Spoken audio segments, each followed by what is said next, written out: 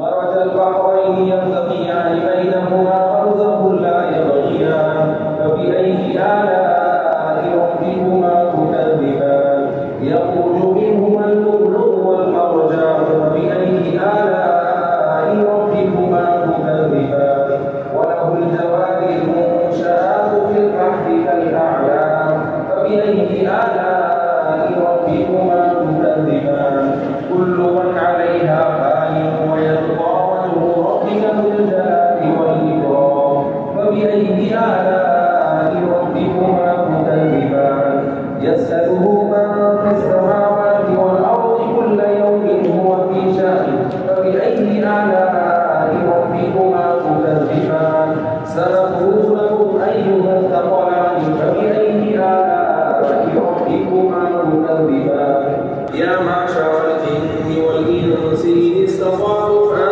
تنفذوا من أقطار السماوات والأرض فانفذوا لا تنفذون إلا بسلطان فبأي آلاء ربكما تكذبان يرسل عليكما شواظ من نار ونحاس فلا تنتصران فبأي آلاء ربكما تكذبان فإذا انشقت السماء فكانت وردة كالدهان فبأي آلاء ربكما تكذبان فيومئذ لا يسأل عن ذنبه إنس ولا جان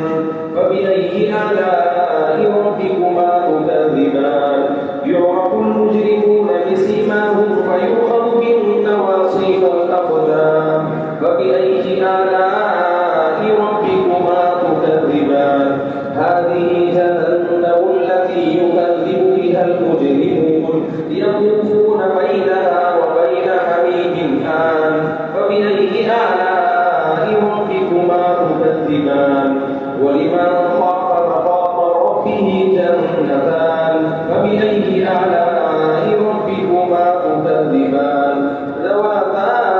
أفنان فبأي آلاء ربكما تكذبان فيهما عينان تجريان فبأي آلاء ربكما تكذبان فيهما من كل فاكهة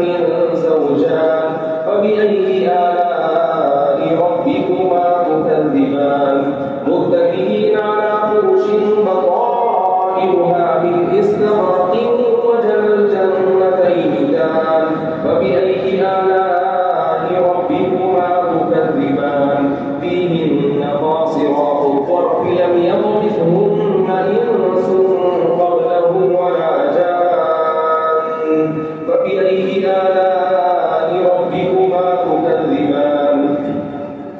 كأنهن الياقوت والمرجان فبأي آلاء ربكما تكذبان هل جزاء الإحسان إلا الإحسان فبأي آلاء ربكما تكذبان ومن دونهما جنتان فبأي آلاء ربكما تكذبان مدهامتان فبأي آلاء ربكما تكذبان فيهما عينان نضاختان فبأي آلاء ربكما تكذبان